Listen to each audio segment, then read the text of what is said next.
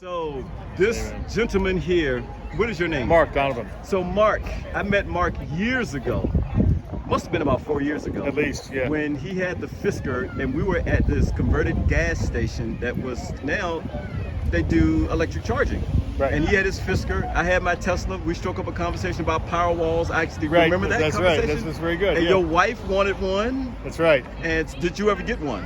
Another The power wall? Yeah. We got two, yes, actually. Good for you. Yes, yes. Good for you. Good Good for memory, you. man. I'm impressed. Well, you know, after I start talking, then everything kind of It just starts rolling. Yeah, Yeah, start yeah. rolling.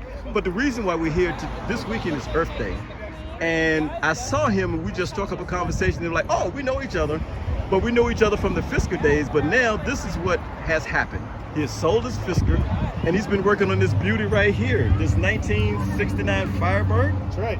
all electric, She was my first car. one seater, by the way. Look at this. Well, yeah. Okay. One seat. The other seats were there, but I just don't know I'm in yet. It's still in project. Okay, so tell me about this. 7 years in the making. Let's about step 7 years. Let's step over here because I want to get out of the noise of the. Okay.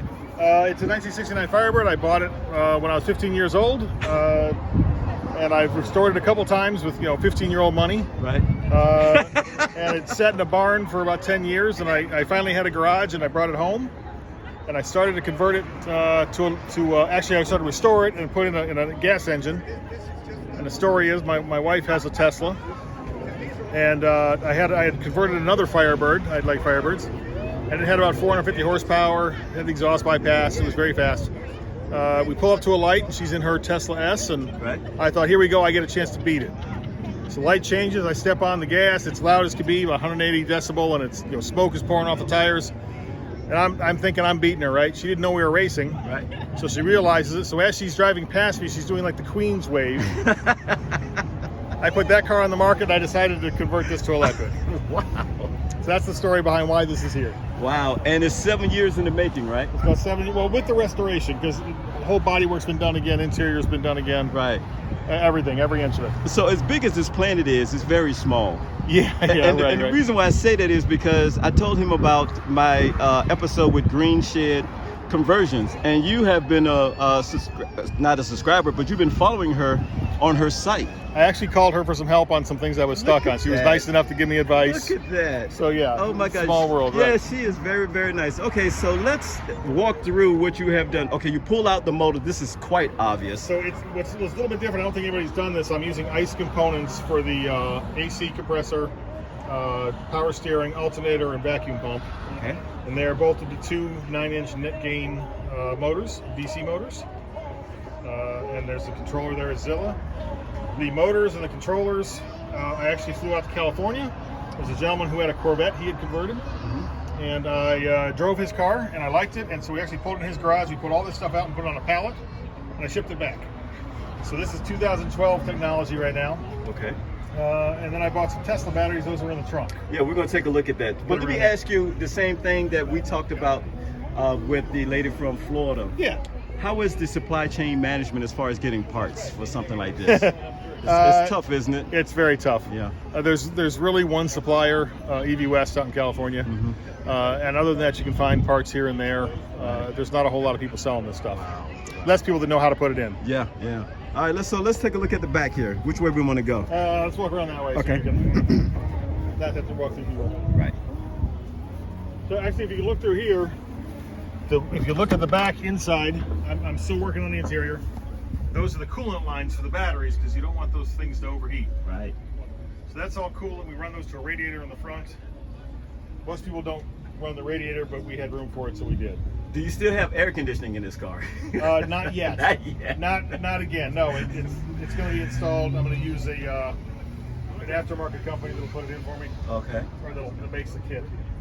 Now, what is this right here that was what was called the glove box? That's I do have the glove box. Again, I'm working on it still. Okay. That is the control. It controls the controller. That's the computer that controls the I controller. got you. Yes. It's called a hairball. Okay. You'll notice there's a whole bunch of wires hanging off it. It kind of looks like a hairball if you do it the other way. Yes, yes. Again, because I'm using the ICE components on the front, I don't need as much wiring because everybody else uses electronic alternators, DC to DC converters and things. I'm not using those. Right.